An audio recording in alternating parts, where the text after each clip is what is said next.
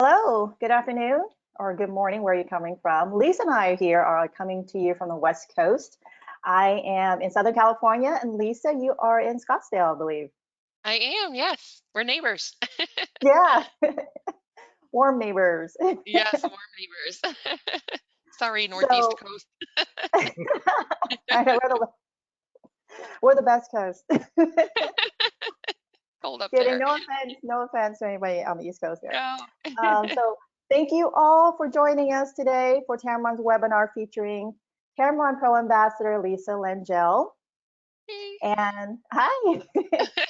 A couple of housekeeping notes. First off, please mute your mics. They should already automatically be muted already. If not, please do so now. And if you have any audio video issues, I can see everyone's questions. If anybody, so far nobody's complained about the audio, which is good. So let's see here. Yep, so far everybody can hear and see me, everybody. Another thing, if you have questions, please feel free to type them up in the chat box. We will get to them at the end as much as we can. If there are multiple questions of the same, I will pop in and possibly ask Lisa throughout the webinar. Otherwise, we'll try to wait till the end to get to them. And let's see, and if you are having audio video difficulties still, this is currently being recorded and we will have it posted online afterwards. I'm gonna make sure I got through everything. I believe we did. And don't forget to tune in this Friday if you're interested. And we will have Tamron Pro Ambassador Marcy Rafe going over photographing children and family. So I believe I covered everything.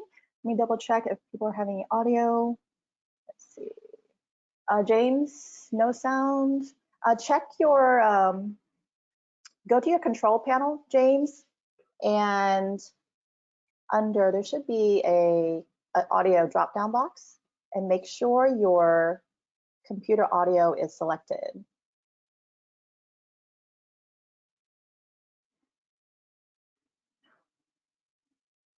I believe everybody else is good. If there are some audio difficulties, I know some of you are mentioned.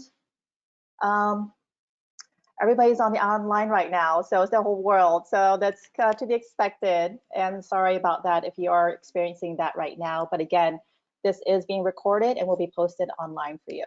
And without further ado, I will hand it over to Lisa.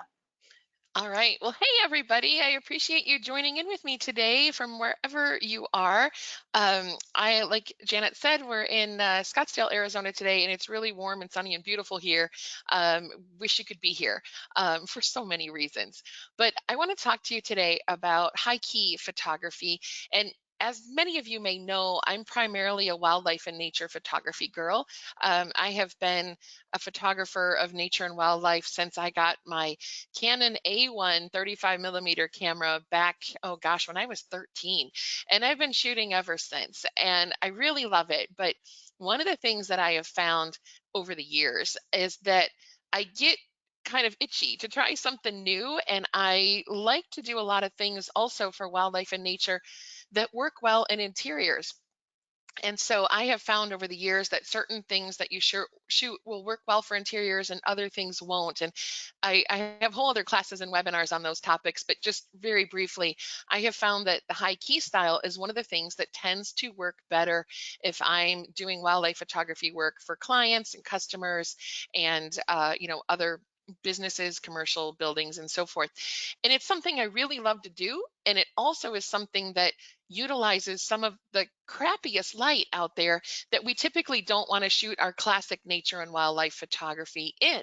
So on those days when you don't have that gorgeous golden hour, or, in the mornings or the evenings, and some of that soft light that you get that's beautiful for classic nature photography, high key photography can often be something that will work quite well for you. So I hope that this webinar will give you some of the tips to be able to do so and techniques, and also open up more of your shooting day so that when you come back at the end of the day, regardless of the weather that you have a much bigger suite of images and things you're really proud of. So just giving a little bit about what we're going to do today, I'm going to just show you where I'm at here in Arizona. So hello. And it's about 71 and sunny right now. So it's beautiful here. So I'm gonna normally I would say, hey guys and ladies, sit back and relax. But in this case, I don't want you to. I want you to sit up and learn with me because we're gonna really have fun. And this is all about your education. This isn't just going to be a pretty slideshow with pretty pictures. I really am going to cover a lot of instruction and topics today, techniques and so forth. So pay close attention. We will stop a few times for questions. I have a lot to cover, but I will get into a lot of information that should set you on your way for doing high key photography. So just as we get started, kind of setting the stage here, great photography, in my opinion, shouldn't just document that you saw it, whatever it is, a moose, a bear, a bird, whatever it is. Great photography to me should capture how your audience experiences the moment through your photography. So if you're sharing your images with the world, you're creating an experience for them, and how you want them to have that experience is really important in how you shoot and post-process your images. So this is a way to get your audience to have a little bit of a different experience with wildlife and nature than perhaps what you traditionally have done in the past. So what's our plan for today? Well, first of all, I'm going to talk about what high key imagery is, and I'm going to focus primarily on nature photography, although it certainly can be done in the portrait world as well. I'm going to talk about why you might want to shoot in a high key style and how to do that. I'm going to talk about what light can work best when you're out in the field for shooting high key and you're using natural light to do so. And then I'll talk a little bit at the end about post-processing and things to enhance the look.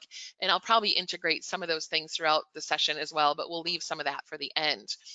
The post-processing thing can be an add-on to what you do, or it can actually just add a little more finesse to the things that you do in the field. It just depends. So we'll cover that, and I'll give you some examples of that and some activities to help you identify high key potential in natural light. So we'll need you to pay attention for that and participate. All right, so as we move along here, let's first talk about what high key imagery is. So if you're doing photography, high key is one of these types of images that you see here with this sandhill crane. Very bright backgrounds, very light and bright and airy feel to your images. It tends to have this just a bright, clean look to the images. And high key photography will tend to use abnormally bright light or overexposing if you're shooting in your camera, and I'll talk about that more in a minute. And it washes out a lot of the shadows and the details in an image. And so if you're looking at your histogram, and this is an actual histogram from Photoshop of this image, if you're looking at your histogram through your camera or in post-processing, you're going to see a little bit of midtones, and then you're going to be clipping your highlights over here. And if you're not familiar with using the histogram, I do have a webinar available on how to do that as well, and you can see it on my website. We'll talk about that later, but go to my website, go to the webinars and tutorials, and there's one on using your histogram. But your histogram, you're going to be intentionally clipping, meaning shooting so that your highlights are clipped in your images by design. So normally that's a no-no in photography, but in this case, it's a yes, yes. So we're going to be looking at that, and I'll go in more in depth in that in a moment. So your midtones and highlights are going to show up, and very few of your shadows will show up. So this type of photography was originally created or originated from black and white and film TV days, especially in the early days when that equipment didn't have the ability to handle high contrast ratios. Even our cameras today, some are better at it than others, but the dynamic range, meaning how dark portions of an image are to how light portions of an image are, if there's a big spectrum in that dynamic range from really dark things to really bright things, some of our cameras cannot handle that very well. And there's sometimes when none of them can handle it very well. And so back in the earlier days, technology was not as advanced as it is now. And this kind of originated as a way to still show you what was happening in a film or TV or image, but it tended to expose to the right, if you will, and lighten up those images. So that's where it kind of came from, but it's a style that really, really works. So anyhow, this is an example again of high key photography. So shooting, Typically in bird and nature photography, the general rule has been don't shoot birds against a white sky, right? That's kind of been a no-no. But in this case, again, it's a yes, yes for me. We're really going to be looking for those hazy skies, overcast days, and I'll get more into this, but high key photography gives you this really bright light and clean look to your photography. It's a beautiful style to shoot with. And again, looking at your Instagram, there's not a lot of shadows here. We're all into the midtones, and then we're clipping or nearly clipping your highlights. All right, so as we move along, here's one more example just to get you more comfortable and fluent with the high key photography. This is a bear in Alaska walking along the mud flats and water, and everything is really overexposed, and it just gives you a very artsy kind of look to your images. So in contrast, you may be wondering, well, if there's high key, is there low key? And yes, there is. I'm not going to spend long on this, but the opposite of high key would be low key images that have predominantly dark or black tones to them. And they really create more of a mysterious, dark, moody kind of look. So for example, here's a white ibis shot in low key style. And this would be exposing for the whites if a bird is standing in full sun and the bird is positioned behind maybe dark foliage or something that you can, by the time you expose for the whites here, these darks will go pure black. So this is an example of low-key wildlife. And here's another example here, but you can do it with portraits as well. So again, all of this stuff can be done with portraits or nature photography. It just depends on how you use your light. So why do we want to shoot in high key style? So this is one of my favorite types of styles to shoot in, but to give you a few ideas, it opens up your photo opportunities throughout the day, for one thing. There is light that is horrible for traditional nature photography, but it is perfect for high key. And I'll go into that with you as we go along.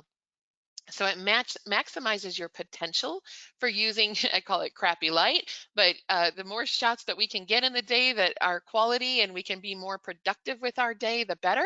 And so this will help you get more out of your photography day. It also sells well in interior designs, and I do a lot of interior work, and this is one of the styles that I find lends itself better to doing home interior design work. I have somewhat of a background in that as well, and so this is kind of one of my secret sauces to taking nature photography and getting people to buy it. And I have a whole other webinar on that, but just giving you the highlights of that, that's one of the reasons why I love doing it. And the minimalistic look that it provides is really pleasing to many people.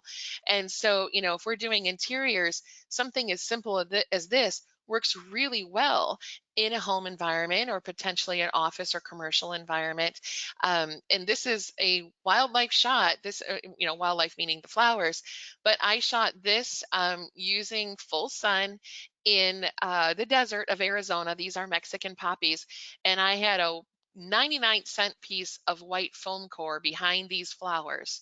And the shadows were, I positioned myself in the foam core so that the shadows fell off my shot, right? My frame is here. My shadows were actually hanging out way over here, the way I positioned it.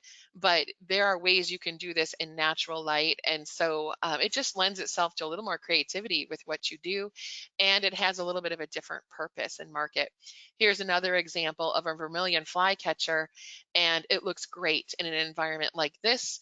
But in a traditional nature photography sense, it may have too much negative space and so forth. It just depends on your purpose and the rules for that particular scenario as to how you want to shoot. Photography for interiors can be very, very different than the rules around classic nature and wildlife photography or camera clubs and so forth. So I'm operating off of a different set of rules for this than I might for other types of classic nature photography. So what light do we seek for this high key imagery? If you were to go about and shoot it, what do you need to look for? And this is the fun part. So what's good light for high key photography? First of all, high contrast light where your subject is darker than the sky. So you want to think almost a silhouette type scenario, but not really a full silhouette. You still want some details observable in the shadows of your subject. So for example, in this case here, this would be full silhouette light, right? It's the end of the day. Yes, your subject is much darker than the sun or the sky behind it, excuse me.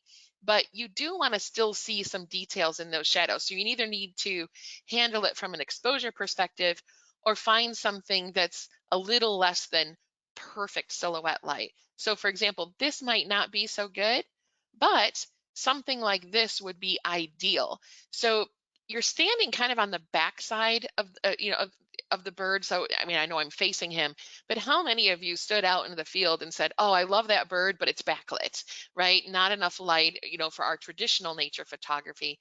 But in this case, this bird is on one of those overcast skies. You can see it behind here. This is a raw image of this bird. All the sky is overcast, but the bird is much darker than the sky. Why?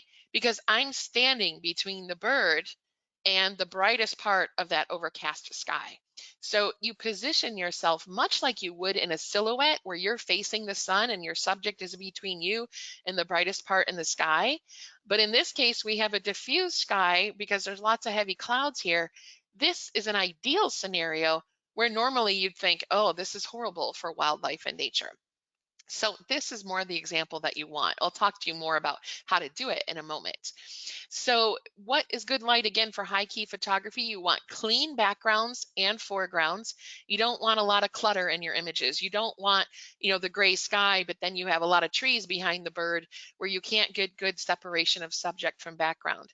So a lot of your rules around silhouette photography will apply to high key photography as well. You need clean backgrounds and not subjects that merge with one another. So you want to stay away from the trees behind the bird and so forth. You want a clean background. So for example, this here. Now this is, I'm going to show you just a Photoshop representation because I couldn't do the bird twice in the same exposure or changing the exposure and have the same exact shot. But you see how this bird is shot with this gray background. Now, normally that wouldn't be desirable, but in this case, we are going to overexpose, and I'll show you how in a minute, but we're going to overexpose this image so that the bird exposure is proper and your sky gets blown out. And we can do that because there's high contrast here between the darker bird and the lighter sky.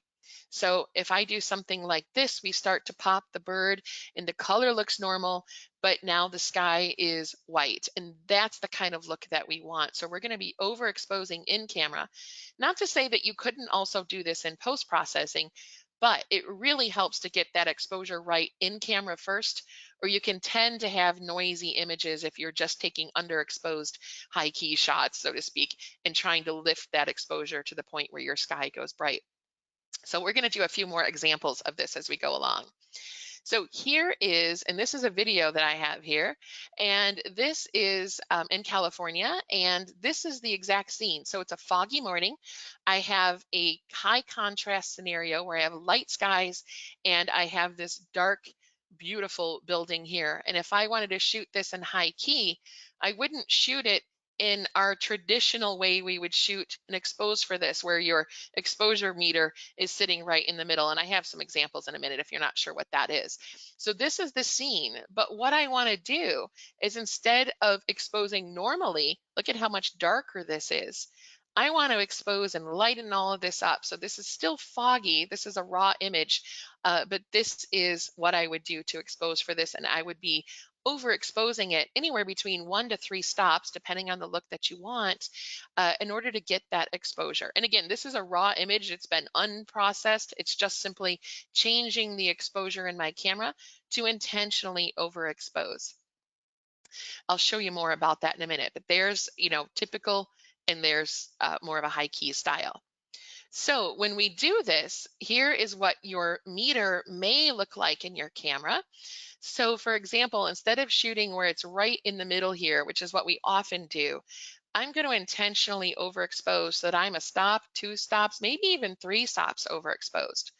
It may mean that your ISO goes up or your aperture goes down, or your shutter speed changes. You can do this in a variety of ways. And I'll just say this for right now. If you're a person who likes to use exposure compensation, maybe you don't always want to go full manual, and there's some reasons why you may not always want to do that.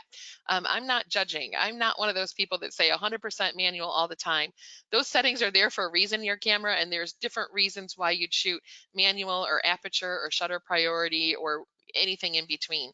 But if you're if you're an aperture, shutter priority, or manual plus auto ISO person, you're going to want to use exposure compensation and push your exposure to the right so you're overexposed by maybe 1 to 3 stops, depending on the scenario and the light that you have. If you are a full manual person, you're just going to adjust your manual exposure until you get to the point where you're 1 to 3 stops overexposed. And again, it's going to depend on the subject and the situation, but that's generally the rule for how you're going to approach this, which is very different from what we would typically do in nature and wildlife photography. All right, so spot metering. Some of you may be wondering, well, can we just use spot metering? Yes, absolutely. You can use spot metering. You can use evaluative metering. You can use center weighted metering. At the end of the day, you're going to want to watch your histogram and perhaps even turn on your blinkies, which are the highlight alerts on your camera. It may be called different things in different versions of cameras, depending on their nomenclature. But I would recommend turning that on because unlike most wildlife photographer, we don't want things overexposed. In this case, we do. We don't want our subject overexposed. We want the background, the sky, to be overexposed, or perhaps it's water or whatever the situation might be. But we need that to be overexposed. And we want to be careful not to clip highlights in the subject itself. So you want to watch your histogram, you want to watch your blinkies so that you do the exposure properly. And you may end up bracketing and trying it a few different ways to get just the right look. So let's just take a look at a couple of examples. On this image that I showed you a moment ago, this is the actual histogram in the raw image. So there's no dark shadows here. Not that there couldn't be, but in this particular case, there's no dark shadows. What we're looking for is midtones to highlights, and we really want to get to this point where we're clipping our highlights on the right-hand side. So that's something you want to go for. You want your whites to be 255, 255, 255 if you can. And if it doesn't quite get there, there are ways in post-processing to kind of finish that off if you need to. But I wouldn't want to just take an image out of the camera, expose the way we would traditionally do it, and try to get a high key look, because in many cases, your darkest parts of that image, by the time you lift them enough, are going to provide some noise and things in your image, and that may be problematic. Again, there's corner cases where it's going to work just fine, but as a rule, I like to try to get it right in camera. So for example, taking this owl again. So this is the perfect scenario for high key photography. So this owl is sitting here and this sky, you can tell. Now this is a exposure that would be in the middle, like, you know, if I go back here just a couple, this would be something we would have exposed right here because your camera tends to, you know, give you those readings, and this is what we typically do. So if I did that, this owl looks really dull and uninteresting. He's underexposed, but your sky is very exposed. This can often happen in using evaluative metering as opposed to spot metering. Either way, it's fine for high key photography, but you're going to want to make sure that you're overexposing him. So if I change my exposure, and this is a sister shot, but if I change my exposure and overexpose, your sky starts to go white and your owl, the color is lifted. So see the difference between those two? Now these are just raw images, and you do still see a little bit of blue in this sky over here. We can accommodate that in Photoshop if we need to, but you want to make sure that the subject ends up being properly exposed and your sky goes as white as possible. And if you're not shooting in a way where your sky is much brighter than the subject, you're not in the right light to do so. You need to, again, think along the lines of silhouettes, but not quite a silhouette. You need to, in this case here is a good example, have a much brighter sky. And typically it's a sky that is overcast or something that, you know, you can brighten it up easily, and then you have your subject. It doesn't work so well in blue skies because typically in a blue sky, blue is a midtone, and you will end up with a midtone and a dark tone, and overexposing tends to cause issues. It doesn't work as well. But that's good news for us because when we have blue skies, often those morning and evening hours at the golden hour work well for our photography. And there's some other ways I'll show you down the road here in our presentation of how you can utilize full sun as well, some techniques to do this high key. All right, so that's my raw image. That's really what I'm going for. And I'll show you this if we have time. In post-processing though, you get some of the similar effects when you overexpose here on those hazy skies that are, you know, overcast. you know that casts a blue tone onto your images. So you're going to either need to shoot with your temperature in your camera warmer, or you're going to need to do some post-processing to adjust it. So taking this image and then making something like this out of it. See how I've changed the tones in this? I've warmed it up, played a little bit with vibrance and saturation, and a little bit with contrast. And I got rid of that little blue section up here. You can see how it's a little bit blue here. So this is the raw image and this is the final image. But now we have a nice image that's post-processed and it's high key. And all of this is pure white. And you might say, well, does it always need to be pure white? It doesn't. But if I'm doing a series for a client on their wall, I can't have one where this is kind of gray and the next one's a little bit lighter gray and one of them's white, or there's a gradient from top to bottom. That doesn't work when you put it on your wall. It becomes very apparent.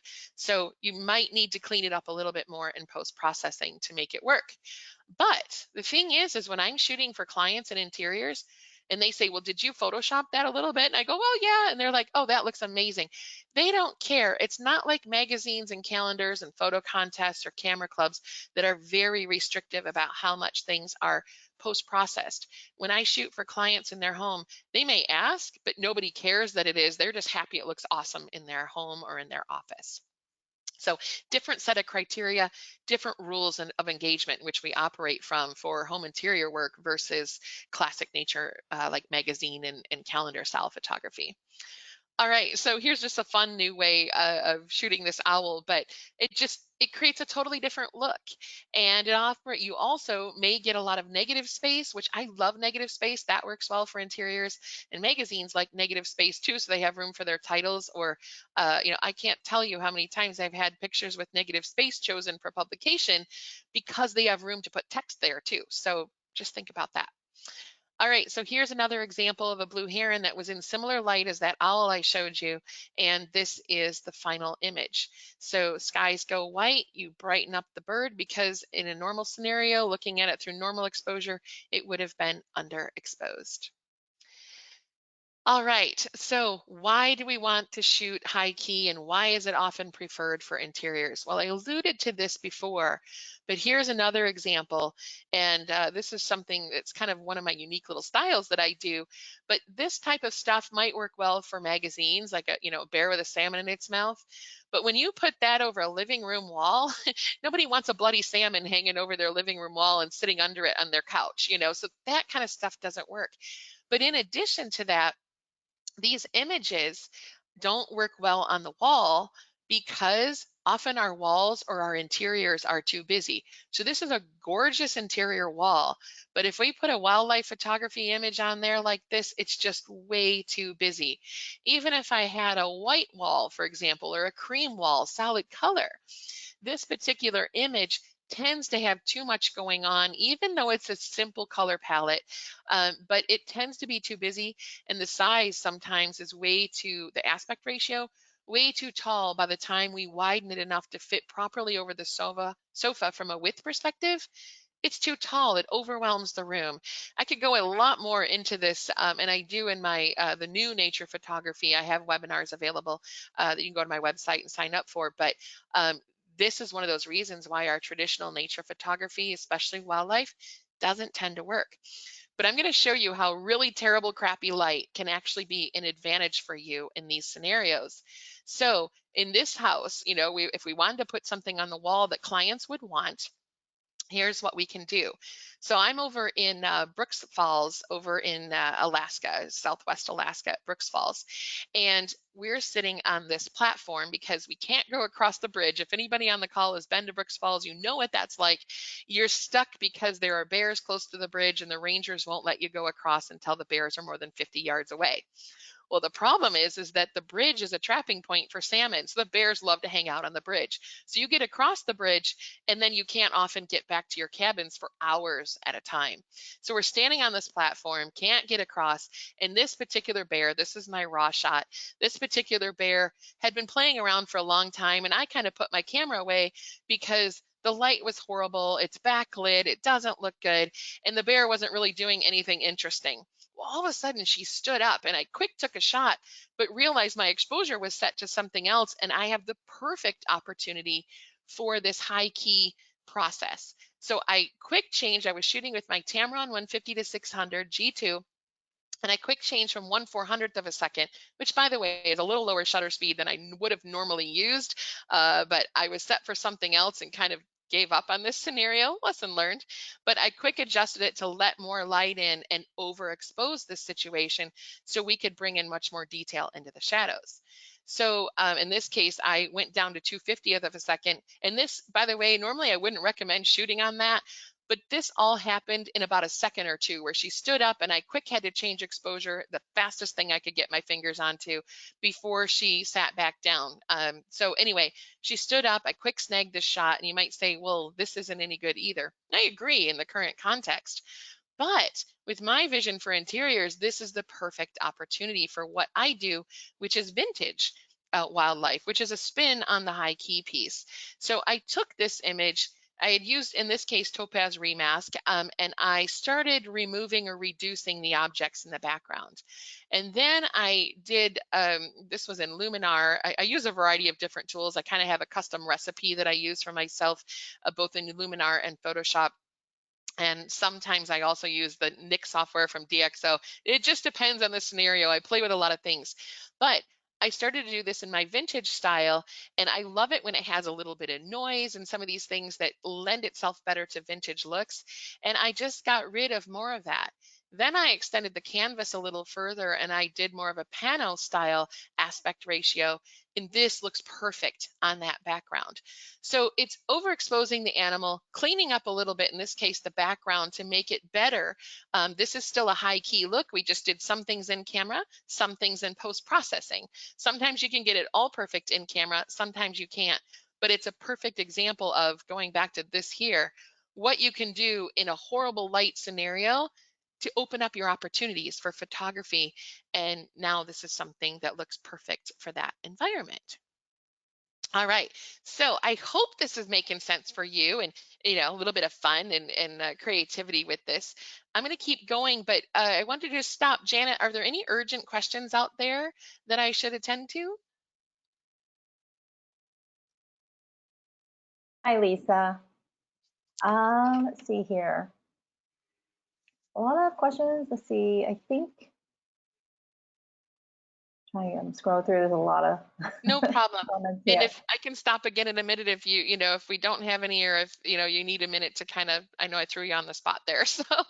Oh, no worries. I believe there was something about where did you get the backgrounds for the room background?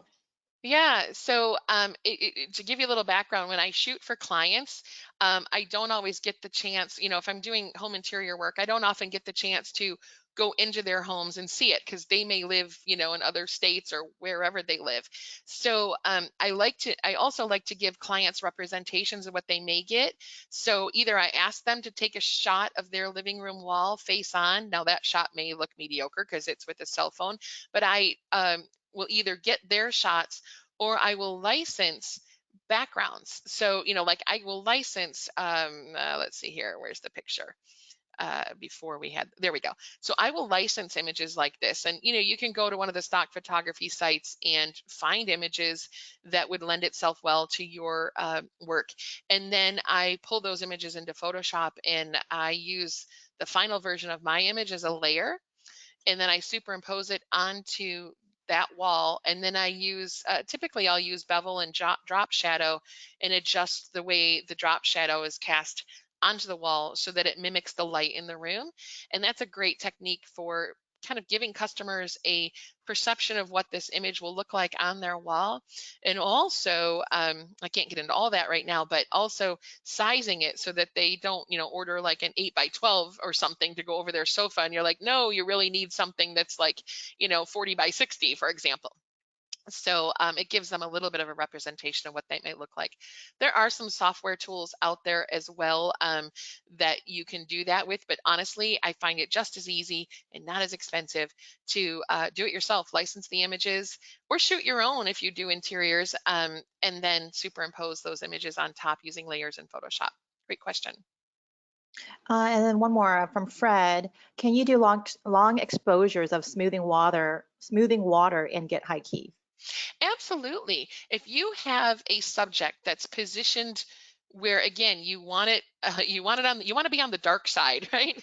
But you want to be on the dark side of that subject so that if you are doing long exposures to get really smooth water, and that exposure could be anywhere from a second or two to longer, you want to make sure that your ultimate exposure is correct for your subject. So if it's I don't know, a dock that you're photographing or rocks or whatever it might be, make sure those rocks you're positioning yourself so that they are backlit or on the dark side of, your scene so that you can expose those longer exposures and still have that rock have the right detail.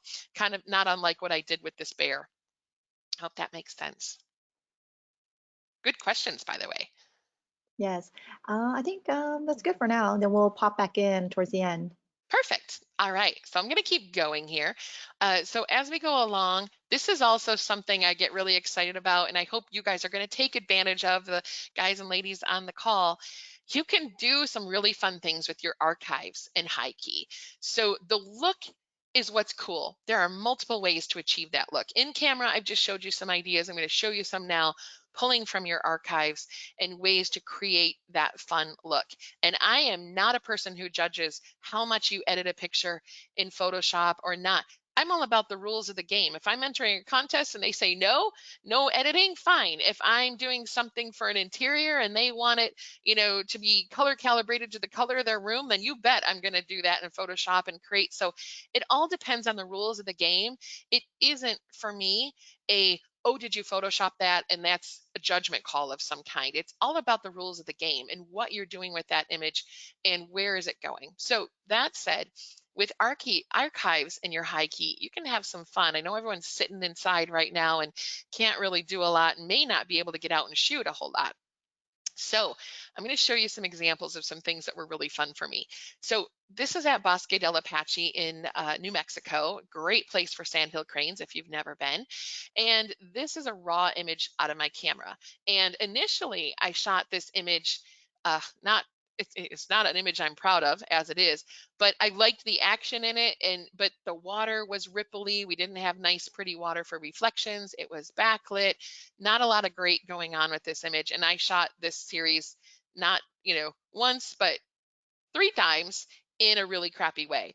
And so those went into my archives. I never delete anything, by the way, but those went into my archives. And I was like, yeah, that was something that didn't work, and, put it away. But then as I got to do more HighKey and play around with things more, I came across these and I saw them in a whole new way. So it's kind of like going to a junkyard and you you can like pick something out of the rubbish and you're like, oh, I see a whole new life with this. So anyhow, I saw these pictures in my photo junkyard, and I came back and I'm showing you this in Adobe Camera Raw, but you can do the same thing in Lightroom. So I took this picture, and you'll see my settings over here. I pulled up the exposure. I really pulled up the contrast. I pulled up the highlights. I pulled up my whites, and I pulled down my blacks. And you could probably accomplish this in a little bit of a mix and match combination, but that's what I did. That was my recipe. And it actually gave some really interesting effects. I still got some of the detail in the water, which is good because now the bird has some context of where it's sitting. It doesn't look like it's just floating. And then I loved this color harmony here of the teal and the yellow that came out in the shadows when I did this. So you get a little bit of nice color harmony here. Of course, I have these guys back here that need to go, but I processed each of those pictures that way. And then I did a little bit of a white vignette around these reeds just to kind of clean it up and give me some clean edges. So I did it with that one. And I loved, by the way, that we still have a little bit of detail in the bird. I did it with this one, and then I did it with this one. And what's so cool is you take these three and you do them as a triptych, and now I have this very whimsical thing that I can put on the wall or sell to a client. It'll go in a lot of interiors because it's essentially black and white. And it's really fun, something different. And that was something I pulled from my archive. So just giving you some ways to resuscitate images that may not have a life as a traditional nature or wildlife photograph, but really have a life as a HighKey fun thing that you can do now that you know more about the potential of this style. So here's another example of these cranes. And again, it's a nice silhouette, but the water, it's a little bit not exactly the way I want. But I did take this, and normally if you were to lift this, this is one of the caveats I told you about earlier, but if you were to lift the exposures in these dark silhouettes, you sometimes can get some noise and it can be problematic. So watch what I did here. So if I just simply lifted those exposures and pulled the exposure sliders to the right in Photoshop or Lightroom or Adobe Camera Raw or whatever you use, you tend to get a lot of this noise. And that isn't viewed as, correct in classic nature photography terms. But I pulled it in and I did my own kind of interpretation. Remember, I do a lot of vintage style wildlife. That's one of my signature things. I've sold a lot of work that way for interiors. But I pulled it in. I played around with these foregrounds, the birds and the backgrounds, and I actually took these birds and moved them a little closer together as well, so we have a little bit more of a relationship. And I left the noise because to me it sort of looked like something from long ago. It added to that vintage look. And then I do my own framing and I do my own mounting. And in this case, this was printed on a 300 GSM cotton rag warm tone paper, and that's a paper made by Ink Press. And then I put a mulberry paper behind it, which has plant material embedded in it. I deckled those edges as well. Deckled meaning have that rough torn look. I mounted them in two-way glass frames, and then I put that on top of a backdrop of reclaimed wood from Arizona. And this was part of a gallery of images I had up for a month in Arizona, and I sold so many pieces. I ended up having to make a whole bunch of stuff halfway through the month. I sold way more than I expected, and I blew it out of the water. I've been at this gallery before at different times. It's a juried gallery, and I've done traditional nature photography there, like our classic stuff you're used to. And I would sell, two, three, four pieces in a month.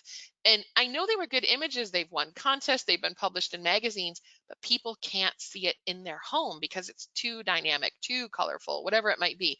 This stuff sold like crazy in Arizona. Why? Because I designed it for Arizona customers, put a lot of vintage stuff in there. Everything was from Arizona. These birds were shot in Arizona and so forth. So it just gives it a totally different look, and clients loved it.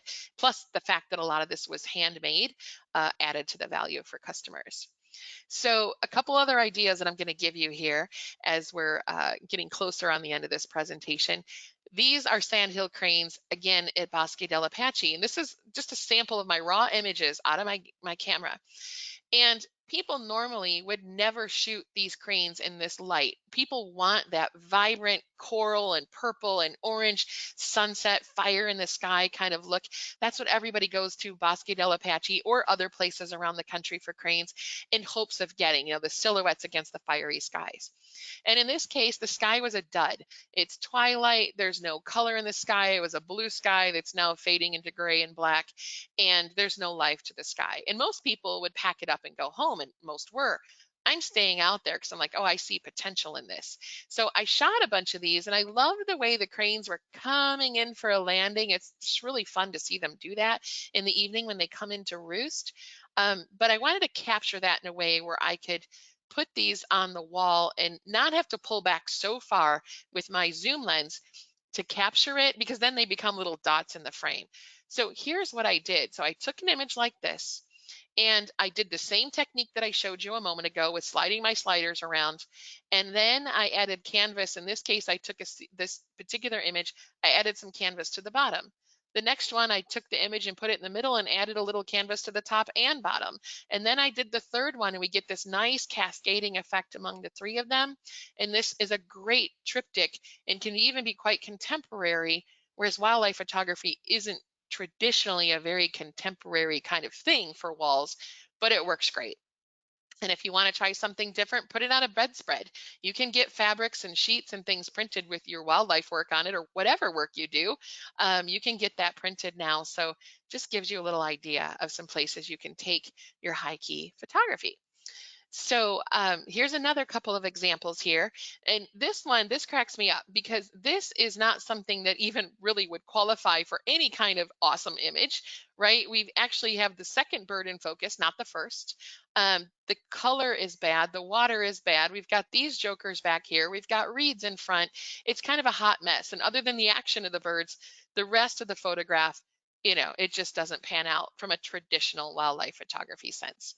But when I take it and I pull it up and I soften all of this into a high key look, and I do this in post processing, this is an archive rescue shot, all of these details just become more watercolory and just muted, and we just softened the whole thing. And it's the impressionistic style that stands out, and that can look great on a wall or on an office, and it doesn't need to adhere to all those traditional rules that we have for wildlife and nature.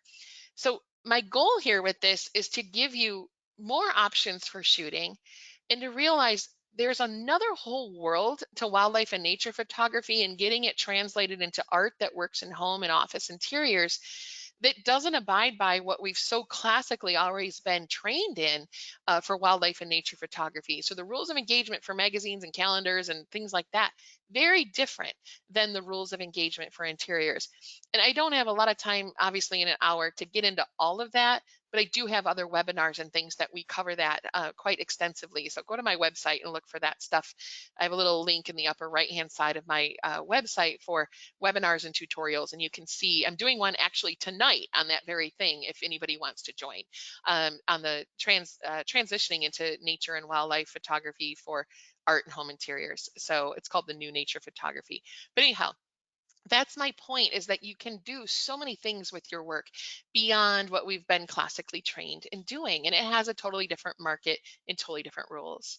So here's another example. I teach hummingbird photography workshops, and in addition to the traditional, I use all the flashes and all that, but in addition to the traditional shots, I now teach people how to shoot on white backgrounds and get images that look like this. Or we can use, and I mentioned this at the very beginning of the hour, we can use simple things like white foam core, which is just stiff poster board, out in the fields, and angle it so our shadows are out of the frame of our camera, and get some great contemporary shots that way. And I'm shooting plants that are growing in the ground, and you just prop this poster board up behind it and get some totally different looks. Here's another example. These were not snow geese, trumpeter swans in a snowstorm in Michigan, and it was foggy, and there was like 40-mile-an-hour winds with snow. It was brutally cold. And I was out by the lake shooting this, and these birds kind of took off, and this was just a grab shot. And I loved the gentle S curves of it, and I love contemporary lines and things. And there was something I loved about this, but I didn't really love this over here, but I wasn't sure if I wanted to clone them out. I wasn't even sure I wanted to use it. And from a classic nature photography perspective, the softness of all the elements in the atmosphere between me and the birds created this soft look. Nothing was tack sharp. And in my mind at the time, it all needed to be tack sharp and all of that stuff, water droplets on the eyelashes kind of tack sharp.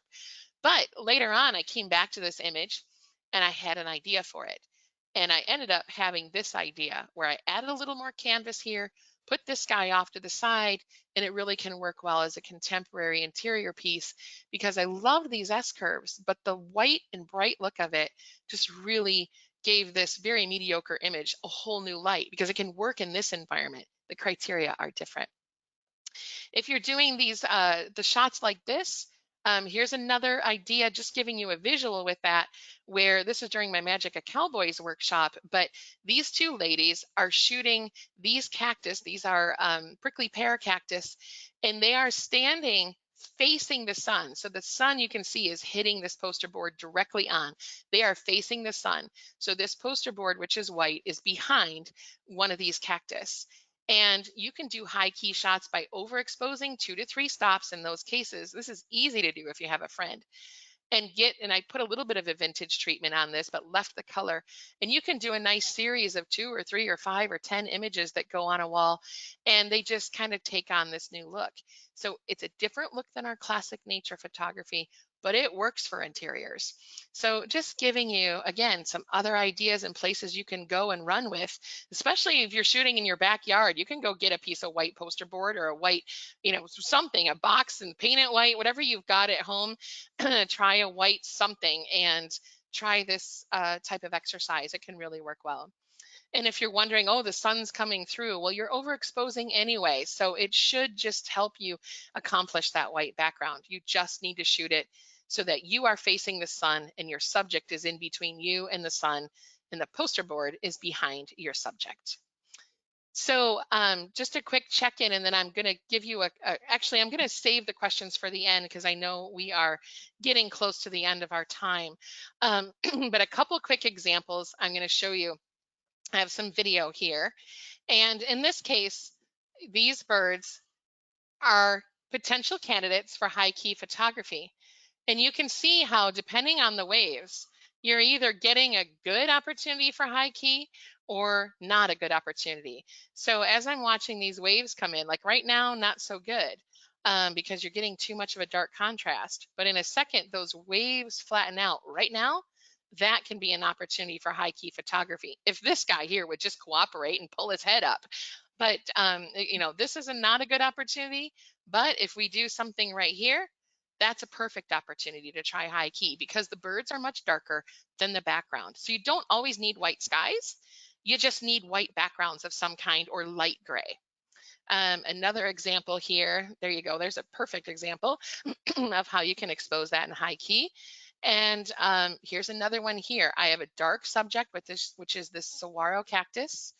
And we have these gray skies. This is a raw image out of my camera, but it can make for a great high key photograph. And I put a little bit of a vintage spin on this. But, again, nice light skies for doing that when we overexpose. Here's an example of a scene where it doesn't work so well. So I've got a lot of detail here, a lot of midtones, even some dark tones in here. And I've got this boat, which is light, and I've got this sky, which is bright.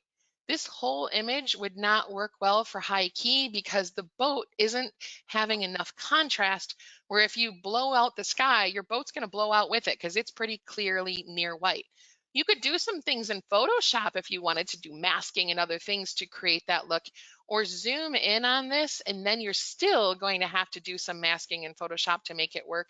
Maybe bracket your images. I know not everybody knows how to do that on this call, but I'm just giving you some quick tips for those who do. And, we can go into this further in some other webinars, but that isn't maybe the most ideal. I'm also not standing in the brightest part of the sky with me and the subject in between. So this is in a middle part of brightness of the sky. The sun is actually way over here somewhere. I would need to walk around this boat and stand about over here to position this boat so that it is in front of me and the sun is exactly behind it. That's what you need. So this particular scene would not work so well for high key. This would not work at all because the sun is to my back. So scenes like this work well for classic nature photography, but they don't work at all for high key photography. By the time you'd overexpose it to get these darks bright, these breasts would be completely white on those birds. Hi, Lisa. It's Janet Yes, again. So yes, I'm back because I know you're pressed for time. You have a yes, hard cutoff at noon, correct? yes, I do. Okay. So go ahead with your questions. Yes, I'm trying to fill out a few here since we only have a few minutes here going on. Mhm. So from Ira, what is the best lens to use for this? Fixed zoom? What size zoom? I would say any Tamron lens you have. It depends on your subject. I Good have answer. done this with, yeah, wide angle or good answer. Wide angle zoom, it doesn't matter. The most important part is your positioning and your light. So you want backlit subjects and you want to position yourself in front of them and overexpose those images so your subject has the proper light and your skies go bright. But any lens will work as long as you're standing in the right light. Great question, though. And what is your main go-to lens? Oh gosh. Well, since I'm a wildlife photographer and I shoot with a Canon 5D Mark IV, in case that's my main go-to camera, I shoot with the 150 to 600 G2 Tamron lens a lot. But I also have my alter ego where I'm doing, maybe street photography. I do a lot of portrait photography, including some high key and low key. And I do some studio work as well. And if I'm doing those kinds of things, the Tamron 35 to 150 that came out not so terribly long ago is golden. I absolutely love it. In fact, I can walk around with the 150 to 6 and the 35 to 150 and pretty much shoot anything I want. Like it covers 90% of the things that I shoot, those two lenses. But I do have some other favorites. The macro lens is great. The 15 to 30, I love that lens. Oh my god, I love that lens. So I have other things in my toolkit I really, really like, but my number one and number two are the 35 to 150 and the 150 to 600. And also, you talked about, let's see, somebody asked about the ripped paper edge look, ripped Yes. edge look. Yes. So if you want to decal edges, which is that ripped look, and I don't have time to go all the way back and find the image in the webinar, but there is a tool called, I mean, you could do it by hand, but it's a pain. But you can do it semi by hand, and there's a tool called the Ripper, R-I-P-P-E-R. Google it. They run like $35, and essentially it's a thick acrylic strip that you tear the paper against, and it'll give you that deckled edge. And they have several different levels of decal, from soft to classic to a very hard, really crooked edge. So you can buy the whole set of three. I want to say it's around $100, but it's called the Ripper, R-I-P-P-E-R. Appropriate name. Yeah, it is. Let's see what else. From Michael, this is something I would like to know as well. What were your settings on the Hummingbird? So the settings on the Hummingbird, keep in mind, I will do Hummingbirds when we're doing flash photography. And I've done a lot of research to make sure I'm doing it in an ethical way. I'm very conscientious of that. I do follow the North American Nature Photography Association, NAMPA, their ethical guidelines. I'm on the board of directors, so I'm partial, but they do really have strong ethical guidelines. So I shoot with flashes on really low power, and I use multiple flashes on low power. And my camera settings are typically right around 1/160th of a second, ISO 100 to 200, aperture of f18 to f25, but it's the flashes that are stopping the action, not your shutter speed, at least in the way I do it. There's a few different ways you can do high-speed sync and things with your flashes, but if I'm doing it kind of in this classical sense of Hummingbird photography with flashes, it's right around 1/160th, f18 to 25, and ISO 1 to 200. Perfect. Thank you. I needed Yeah. that. Let's see what else here I was going through. Sorry, I'm not scrolling through everybody's questions here. No problem. And I appreciate everybody joining and staying with this. And I appreciate Tamron for providing these services to you. I've had a great time doing this, and I hope you come back for more and stay for Marcy's session on Friday, or come to some of my stuff on my website. We have fun doing these webinars, and appreciate your support, and I know the other photographers do too. Let me see. Try to squeeze in one more. Sure, You have sure. 3 minutes left, Lisa. Yeah, So, okay. let's see, Randy. So he was saying, in an essence, when you have bad light, are you shooting overexposed? Yeah. Yes. So you need to position yourself again, much like you would if you were taking a silhouette. So you need to be, I call it on the dark side, but you need to be shooting subjects that are backlit, which is normally something we never want to do. But if you start there, and obviously it's going to take a little finessing, and how overexposed you shoot may depend on the scenario and the subject. I usually say overexposed by 1 to 3 stops. That's a big, wide gamut, but that's usually what it takes to get the look that you want in the light. But shoot overexposed and stand on the back side of the light where your subject is, backlit. Not to the point where it's a complete and utter silhouette. You may still be able to pull it off and overexpose, but sometimes there's almost too much dynamic range and you won't get the look that you want. It's all a little bit of an experiment. So bracket, and I put a few of these tips here. Bracket if possible. Do watch your subject's highlights. So if there's light colored fur or feathers, you have to watch so that you don't clip those so they end up going away. So that's why I try to bracket. Sometimes you need to mask a little bit in Photoshop to get the look exactly the way you want. It's all a little bit of experimenting, but it's so much fun when you're out there. But those are things that I can try to get the final look that I want. Perfect. Thank you, Lisa. You're So welcome. that's about enough time, all the time I know you have. Yeah. You did receive a lot of great compliments. A lot of people enjoyed your presentation. Some saying it's one of the best they've seen this year. Oh, thank you. Thank you. Thank you. And these are And for just, those, yeah, go go ahead. ahead. Yes. Nope, go I ahead. know. For those that we did get to, this is being recorded and it will be posted. I know some people have asked where is it going to be posted. Following this webinar, you should be receiving an email shortly after, maybe a day or two, and with the link to this webinar, recorded webinar. And don't forget to tune in to us this Friday with Marcy Reed, covering photographing children and family. Thank you. We'll see you soon. Thank you. Good night.